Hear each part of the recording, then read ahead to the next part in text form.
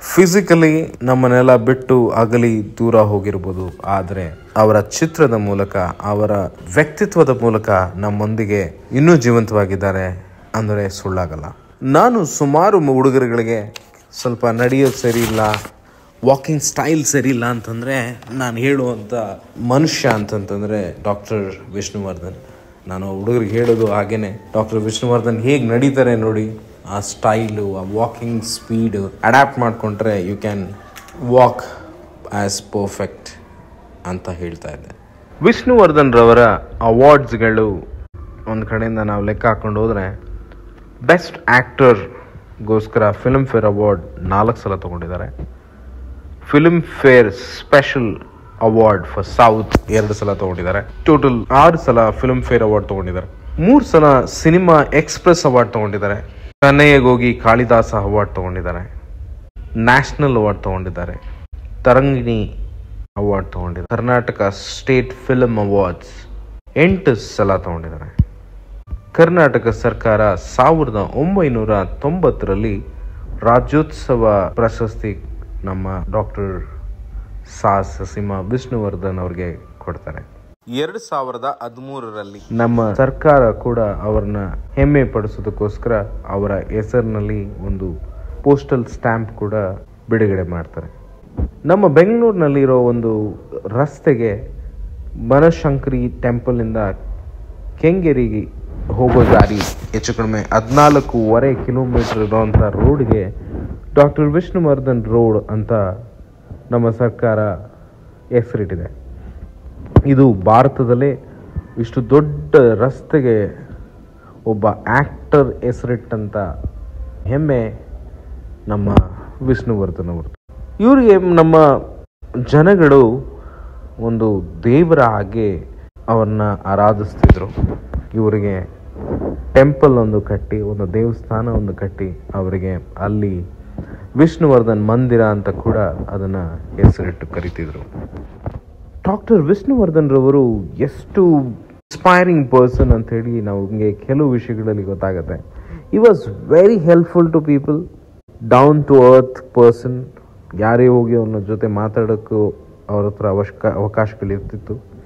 ಹಾಗೆ ಅವರು ಒಂದು ಇನ್ಸ್ಪೈರಿಂಗ್ ವಿಷಯ ಮಾಡಿದ್ದು ಅಂತಂತಂದರೆ, ತನ್ನ 2 ಮಕ್ಕಳನ್ನು ಕೂಡ ಅವರು ದತ್ತು ತಗೊಂಡಿದ್ರು.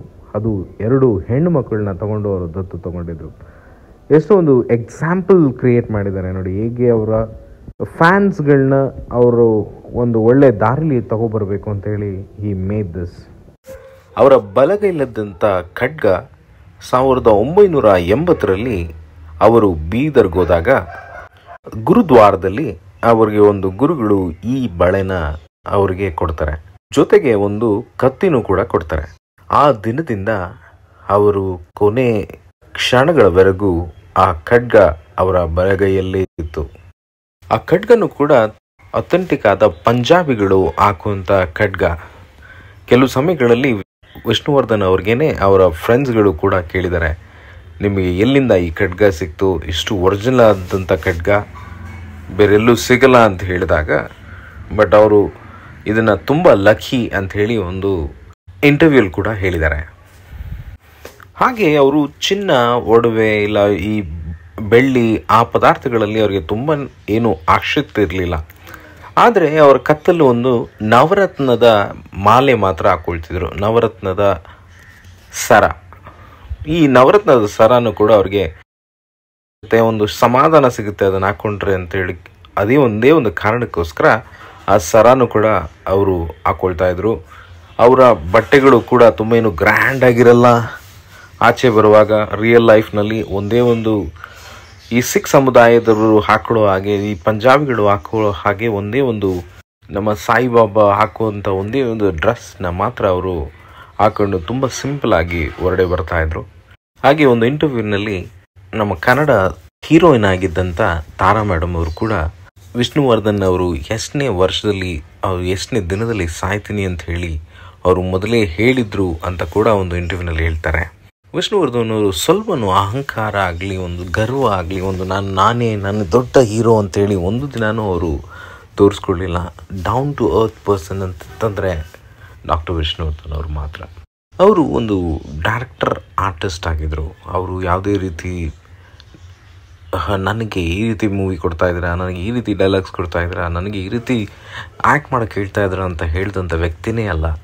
ಅವರು ಡೈರೆಕ್ಟರ್ ಹೇಗೆ ಹೇಳ್ತಾರೆ ಹಾಗೆ ಮಾಡ್ಕೊಂಡು ಬರ್ತಾರೆ. ಡಾಕ್ಟರ್ ವಿಷ್ಣುವರ್ಧನ್ ರವರು 4 ದಶಕಗಳ ಕಾಲ ಈ ಕನ್ನಡ ಇಂಡಸ್ಟ್ರಿನ ಆಳಿದ್ದಾರೆ. ಸ್ನೇಹಿತರೆ, ನಮ್ಮ ಕನ್ನಡ ಚಿತ್ರರಂಗದ ಹೆಮ್ಮೆಯ ನಟನಾಗಿದ್ದಂಥ ಡಾಕ್ಟರ್ ವಿಷ್ಣುವರ್ಧನ್ ರವರ ಚರಿತ್ರೆ ಮತ್ತು ಅವ್ರು ಹೇಗಿದ್ರು ಅಂಥೇಳಿ ಒಂದು ಸಣ್ಣ ಪರಿಚಯ ಈ ವಿಡಿಯೋದಿಂದ ನಿಮಗೆ ತಿಳಿದಿರುತ್ತೆ ಅಂತ ನಾನು ನಂಬ್ತೀನಿ. ಈ ಜಾಗನ ಒಂದ್ಸಲ ವಿಸಿಟ್ ಮಾಡಿ ಹೇಗಿತ್ತು ಅಂತ ನಿಮ್ಮ ಅಭಿಪ್ರಾಯನ ನಮಗೆ ತಿಳಿಸಿ. ಈ ವಿಡಿಯೋ ನಿಮ್ಗೆ ಇಷ್ಟ ಆದರೆ ಒಂದು ಸಣ್ಣದಾಗಿ ಒಂದು ಲೈಕ್ ಕೊಡಿ. Thank you. See you next video. Bye.